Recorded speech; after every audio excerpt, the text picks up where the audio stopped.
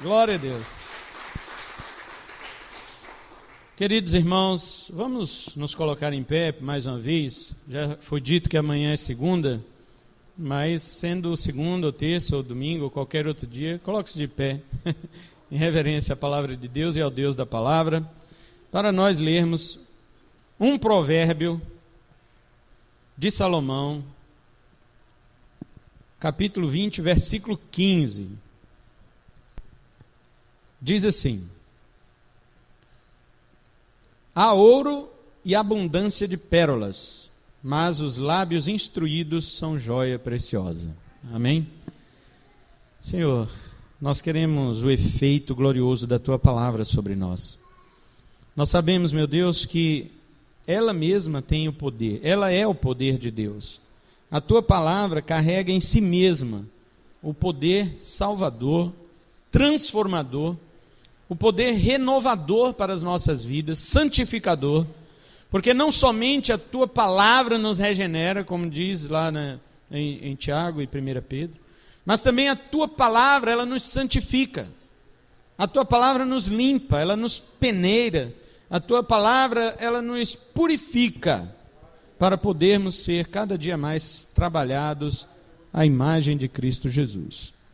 O versículo que nós lemos, ele parece ser sem nenhum significado, sem nenhum sentido, mas este versículo ele tem inúmeros apontamentos que nós podemos retirar daqui como preciosidades para a nossa vida espiritual.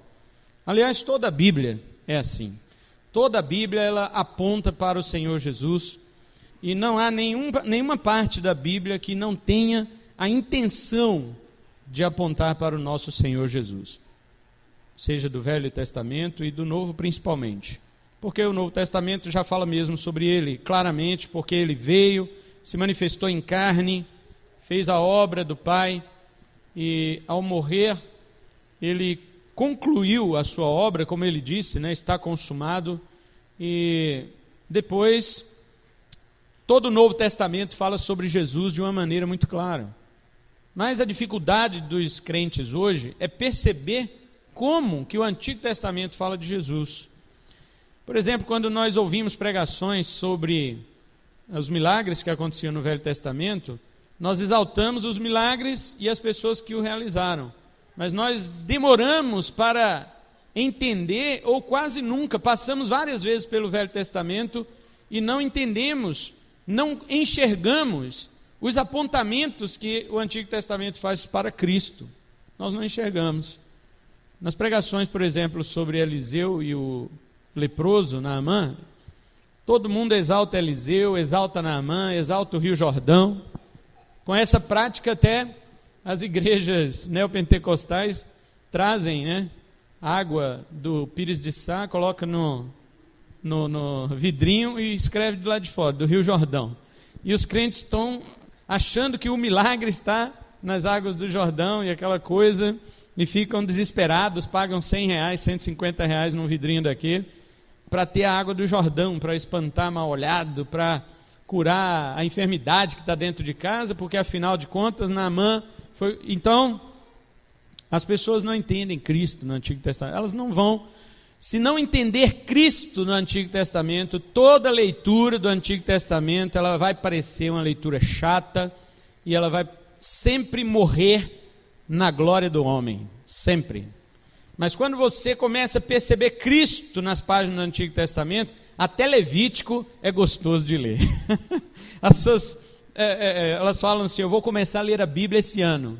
Aí começa o ano 2018, 1º de janeiro, Gênesis 1. Fiel, 2, 3 e tal, e valendo. Quando chega em Levítico, em Êxodo, ela já começa a dar uma desanimada. Mas quando chega em Levítico, ela fala, gente, para que isso aqui?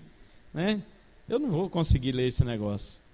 E aí para. Aí no ano 2019 ele começa a dizer, agora eu vou ler. Ele já decorou Gênesis, de tanto ele ler Gênesis no início, mas ele não consegue passar de Levítico, porque não enxerga Cristo. Não consegue ver Cristo nas páginas da antiga aliança. Mas como lemos em Lucas 24, quando Jesus ressuscitou, ele andou ao lado de 2 discípulos no caminho de Emaús, e a Bíblia diz que Jesus Cristo explicava para aqueles 2 discípulos tudo o que no Antigo Testamento estava a seu respeito. Imagina, Jesus dando uma aula numa estrada de 11 quilômetros. Jesus Cristo andando 11 quilômetros com aqueles 2 discípulos e dando uma aula de Antigo Testamento, de cristologia no Antigo Testamento, dada pelo próprio Cristo. Aí sim, eu queria ser um daqueles 2. Tem razão deles dizer o nosso coração ardia quando ele nos expunha as Escrituras. Que maravilha, irmãos. Portanto, quando ler as páginas da Bíblia, procure Cristo nelas e você verá a glória de Deus. Muito bem, a palavra do Senhor está nos dizendo que existe ouro e abundância de pérolas. Nosso país é um país muito rico na área mineral e nós temos diversidades de pedras preciosas. O Japão também cultiva pérolas nas suas praias e muitos outros países fazem isso, o cultivo de pérolas com as ostras, né?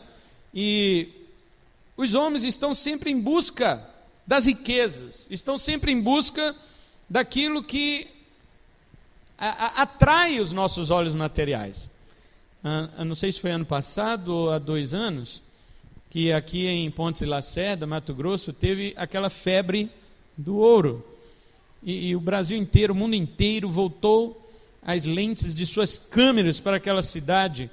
A Pontes e Lacerda ficou mundialmente famosa naquela ocasião por causa do ouro que estava, parecia que estava nascendo pé de ouro. Parecia que estava brotando ouro da terra para que todo mundo ficasse ansioso, pessoas abandonaram seus empregos, mudaram de cidade, pessoas foram embora para lá, enfim, teve toda aquela celeuma, aquela confusão por causa do ouro da nossa terra. A Bíblia diz que existe isso mesmo em abundância, mas que os lábios instruídos são joia preciosa. O sábio Salomão, ele está colocando aqui um contraste, porque quando você vê essa palavrinha mais aqui, essa conjunção adversativa, significa que o oposto daquilo que ele falou primeiro. Então você vai fazer um contraste entre uma frase e outra. Existe ouro e abundância de pérolas? Sim, mas, então quer dizer, então isso aqui não é tudo. Se tem um mas, então isso aqui não é tudo. Se tem um mas, significa que o que ele vai dizer agora vai contrastar com isto, mas os lábios instruídos são joia preciosa. Agora vejamos uma coisa, se o sábio considera que lábios instruídos são muito mais preciosos do que todo o ouro, do que toda a pérola que existe sobre a nossa terra, sobre a nossa área geográfica, então eu pergunto, por que a nossa sociedade não valoriza a preciosidade dos lábios, das palavras? Por que a cada ano que passa, a cada século que passa, a nossa sociedade se caracteriza pelo elogio à ignorância? Plagiando um pouco de Erasmo de Roterdã, quando escreveu aquele livro no século XVI, Elogio à Loucura, né? Quando ele criticava algumas coisas da própria Igreja Católica que ele fazia parte. E hoje nós poderíamos chamar um outro Erasmo, um escritor, para escrever um livro chamado Elogio à Ignorância, porque no nosso país, quanto mais ignorante, melhor. As pessoas não valorizam as palavras sábias. As pessoas não se importam na realidade, porque com aquilo que sai dos lábios de uma pessoa com sabedoria, ninguém se importa mais com isso. As pessoas não estão mais preocupadas se você tem uma palavra de sabedoria. Agora junta isso, em vez de você fazer um contraste, como o sábio fez aqui, que as palavras sábias são melhores do que as pérolas, faça agora o oposto. Coloque as duas frases na mesma linha. Porém, imagine da seguinte maneira: se nosso país não valoriza a sabedoria das palavras, na primeira parte do verso, ouro e abundância de pérola, será que o Brasil não valoriza? Quem tem ouro, quem tem pérola, ele precisa ser sábio? O cara mais rico do Brasil, o cara mais rico do mundo, ele precisa ter sabedoria nas palavras? Tudo que ele falar pode ser palavras totalmente maledicentes que vão sair nos jornais como um elogio. Se ele falar palavrões, palavras de baixo calão, vai sair como elogio. Porque a pessoa tem o ouro e tem a pérola. Porque o amor ao dinheiro que existe no coração dos homens traz o seguinte resultado: se existe ouro e pérola nas mãos da pessoa, não precisamos que ela tenha palavras sábias. Poderíamos parafrasear este versículo aqui no Brasil da seguinte forma: existe busca de ouro e pérolas, e os lábios tolos são elogiados mais ainda. Para o nosso país, eu falo aqui porque nós moramos aqui, nós acompanhamos a cultura do nosso país e sabemos do que estamos falando. Para o povo brasileiro, ter busca de ouro e pérolas, não importa se os lábios são tolos, eles também serão elogiados. Agora, o sábio Salomão está mostrando aqui, reconhecendo o valor que tem o ouro e as pérolas. Sim, eles têm valor, mas ele diz que os lábios instruídos são muito mais preciosos. Ele está fazendo o contrário do nosso país, um elogio à sabedoria. É como se ele quisesse dizer que os lábios cheios de sabedoria, nós podemos com eles angariar joias muito mais preciosas do que ouro e pérolas. Com as palavras de sabedoria da sua mãe e do seu pai, você foi criado e se tornou essa pessoa que hoje você é. E como você é, ouro e prata, pérolas, não pagariam pela sua educação que você recebeu do seu pai e da sua mãe. Agora veja as crianças de hoje. No nosso mundo pós-moderno, as nossas crianças, elas não têm mais instrução de sabedoria. Raramente você vê os pais com sabedoria hoje instruindo seus filhos. Por quê? Porque a própria sociedade, ela já negou, ela já desprezou as palavras de sabedoria. E então os filhos, eles apelam para o seu contexto social. Eles dizem: não, mas lá na escola meu coleguinha faz. Lá na escola minha coleguinha fala. Por que eu não posso fazer? Por que eu não posso falar? E então, os pais hoje, eles ficam meio, fazer o quê? Como agir diante dessa situação se o mundo está cada vez mais do avesso? As pessoas hoje estão preocupadas com ouro e pérolas. Sempre tiveram, porque amaram ao dinheiro. Mas com as palavras de sabedoria, poucas são as pessoas que estão realmente preocupadas. Observe, por exemplo, no Salmo 1, quando diz que bem-aventurado o homem que não anda segundo o conselho dos ímpios, é porque os ímpios também têm conselhos. O que vocês acham? Vocês acham que só crente dá conselho? O ímpio, o homem mundano também dá conselho, porém, o conselho dele é para destruição. Veja que o próprio Salmo, ele diz, não anda no conselho. Depois ele diz, não se detém. Ele estava andando agora, já está detido, ele está parado. No caminho dos pecadores, já não é mais nem conselho, agora é o caminho. Ele já está na prática dos pecadores. E depois o verbo muda, ele se assenta. Ele estava andando, ficou detido e agora está sentado. Na onde? No conselho? Não. No caminho não, mas na roda dos escarnecedores, ele está na intimidade já. A coisa só vai piorando. O próprio Salmo 1 mostra o declínio de um homem que anda no conselho do ímpio. O declínio. Agora é impressionante, não é? Quando você quer às vezes sair de uma situação difícil, geralmente quem nós procuramos? Quem mais facilmente está disposto para nós? É o ímpio. E às vezes nós damos ouvido para o que eles falam. Eu já vi crente procurando, irmãos, conselho com ímpio para casamento. Crente, o que eu faço com o meu casamento? Perguntando para ímpio, o que eu faço com o meu casamento? O que o ímpio vai falar? Crente perguntando para o ímpio o que ele faz, porque ele está querendo sair da igreja. O ímpio vai dizer o quê? Não, fica na igreja, que realmente lá é o caminho bom, o caminho certo. O ímpio vai falar isso? Eu já vi crentes, irmãos, procurando conselhos com ímpios sobre tudo em sua vida, até mesmo sobre questões espirituais. vai encontrar palavras de sabedoria, vai encontrar realmente o que Salomão está dizendo aqui, joia preciosa que brotam dos lábios? Não, porque os lábios instruídos para a vida de um homem, eles só podem proceder daqueles que obedecem à palavra do Senhor. Agora, é óbvio que para nossos contemporâneos isso não passa de uma piada.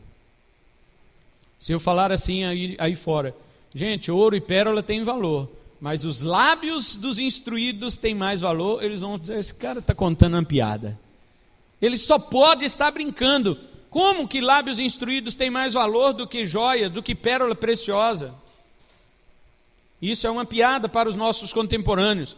No mundo onde o Deus é o dinheiro, as pessoas pouco se importam com a ignorância e com a tolice, e muito menos com a sabedoria. Para elas tanto faz. Já viu aqueles crentes que quando ouve uma pregação boa, ele fala que maravilha, quando ele ouve uma ruim, ele fala que bênção também? Para ele é tudo igual. Porque ele não tem discernimento do que é uma boa palavra, do que realmente a Bíblia está dizendo. A pessoa falou de Deus, está com a Bíblia aberta, está bom. Não tem discernimento. Por causa desta sociedade em que nós vivemos, onde se torna difícil para todos discernir o valor da sabedoria. Então, as pessoas admiram hoje o tolo rico e desprezam o sábio pobre. Chegaram a dizer uma certa vez, até sobre nossa igreja mesmo, falando, se essa igreja é tão sábia na palavra assim, por que só tem igrejinha pequena? Por que não está aqui na Avenida Major Amarante? Se é uma igreja boa mesmo, por que não é grande? Por que não está cheia de gente? As pessoas avaliam hoje o que é bom, o que é valioso, elas avaliam mediante o quê? Mediante os resultados do mundo, mediante os padrões deste mundo. Então, para eles, se você disser, olha, é melhor você ser pobre e sábio do que você ser rico e tolo. E eles vão dizer para você o seguinte, de que adianta a sabedoria se você não usar para ficar rico? Melhor ser burro e milionário, eles vão falar. Porque o Deus é o dinheiro, é mamon. Agora os crentes de hoje, sabe qual a avaliação que eles fazem? Ele diz, não pastor, mas tem como você ser rico e ter sabedoria. Os crentes de hoje, eles querem as duas coisas. Não, eu posso ter minha riqueza e também ter a sabedoria que sai dos meus lábios. Poder pode. A pergunta que se diz não é se pode, se existe essa condição. Claro que existe. Agora, a maior pergunta, a mais sábia pergunta que já foi feita na terra, foi feita por Jesus Cristo, que ele disse, o que adianta o homem ganhar o mundo inteiro e perder a sua alma? Ou, o que dará o homem em troca de sua alma? Mateus 16, 25, Jesus Cristo fez esta pergunta. Obviamente que nós lemos esse texto várias vezes, mas nós não paramos para pensar na gravidade desta pergunta. Quando Jesus diz assim para os discípulos, o que aproveita o homem se ganhar o mundo inteiro e perder a sua alma? Jesus Cristo está falando de um super conquistador. Jesus está falando de um homem que domina o mundo inteiro, mas sua alma está comprometida nas chamas do inferno. E a outra pergunta de Jesus é, o que dará este homem em troca de sua alma? Jesus está dizendo, no dia em que este homem estiver nas chamas eternas da condenação, o que ele pode dar para que Deus tire ele de lá? De tudo que ele ganhou, o que ele pode dar? Absolutamente nada. Nada. Por isto, meus irmãos, quando Jesus diz, eu falei aqui Mateus 16, 25, mas se você ler o 24, ele vai dizer assim, quem quer vir após mim, negue-se a si mesmo. Tome a sua cruz e siga-me. Os crentes modernos, eles dizem, dá para ser rico e sábio. Sim, não é errado você ser rico e sábio. Porém, a questão é, se eu uso a sabedoria com o interesse de ficar rico, eu mostro que sou escravo de mamon. E se eu uso a riqueza para investir em sabedoria, eu não sei o que significa sabedoria. Porque dinheiro só investe em uma coisa, conhecimento, mas não sabedoria. Ambas as coisas são dom de Deus. Eclesiastes diz que a riqueza é dom de Deus. E se é dom, Ele dá para quem Ele quer. E Tiago diz que a sabedoria também é dom de Deus. E que nós podemos pedir sabedoria a Ele, que Ele dá a todos liberalmente. E Ele não lança em rosto a sabedoria que Ele nos dá. Então ambas as coisas procedem de Deus. Se Deus me deu sabedoria e riqueza, amém. Eu servirei ao meu Deus com a sabedoria das minhas palavras e com a riqueza que Ele me deu. Agora, se estas coisas são fruto uma da outra, então ou nós somos escravos de Mamon, ou então nós achamos que podemos comprar a sabedoria de Deus com o nosso dinheiro. Agora, existe uma sabedoria que ela, quando é pronunciada por lábios instruídos, ela faz com que aquele que ouve a receba como uma pérola de altíssimo valor. Esta sabedoria é o Evangelho. Jesus Cristo, lá em Mateus capítulo 13, versículo 45 e 46, ele diz assim: o reino dos céus é também semelhante a um que negocia e procura boas pérolas, e tendo achado uma pérola de grande valor, vende tudo o que possui e a compra. Jesus Cristo está dizendo que a maior pérola que existe para o homem é o Evangelho.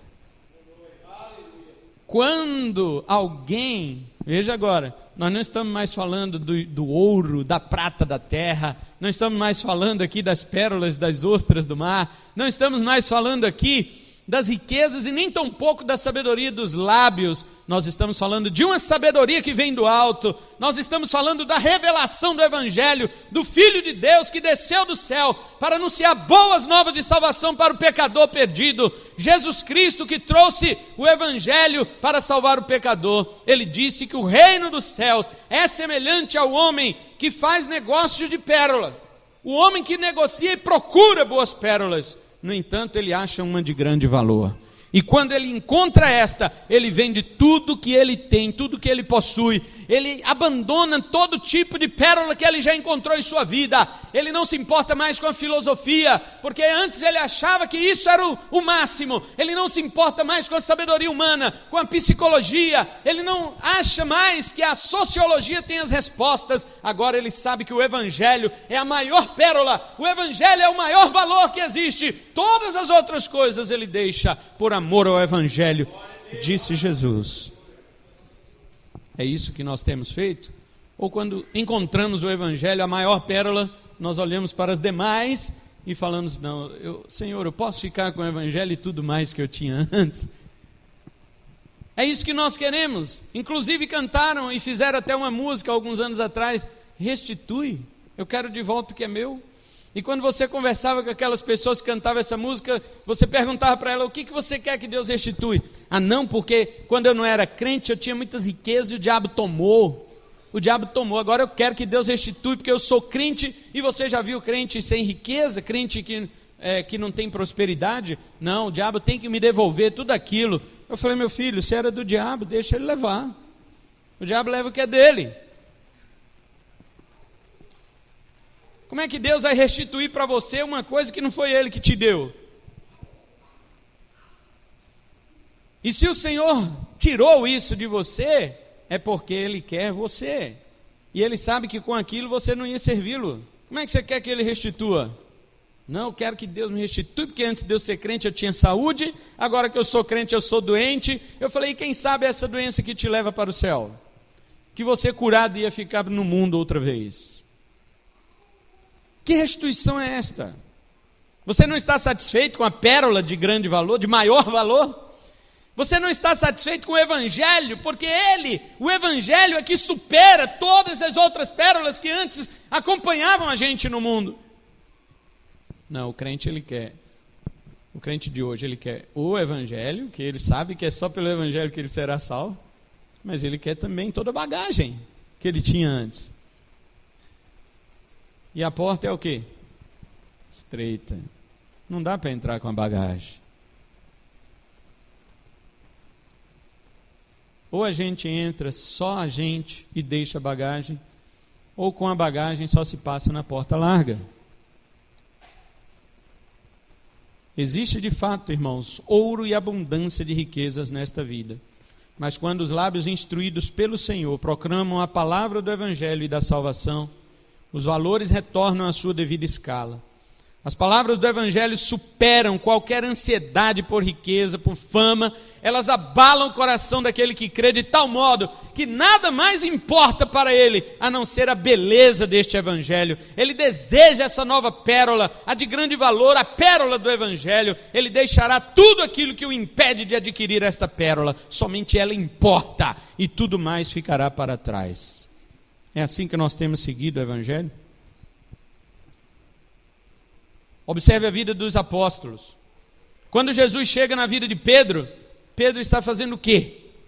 O que Pedro está fazendo? Qual que era a pérola de Pedro? Pescaria. Pedro está pescando, é a sua pérola. Embora não tinha ostra no mar da Galileia. Mas Pedro está tirando o seu ganha-pão dali. Pedro, ele tem sua vida ali. A sua vida é escrita às margens daquele lago. Mas quando Jesus chega perto dele, Jesus Cristo, Pedro, joga esse barco mais para o meio ali do mar. E ele vai com Jesus e diz, joga a rede e pesca. Mas Senhor, eu fiz isso a noite toda e não apanhei nada. E olha que eu sou pescador.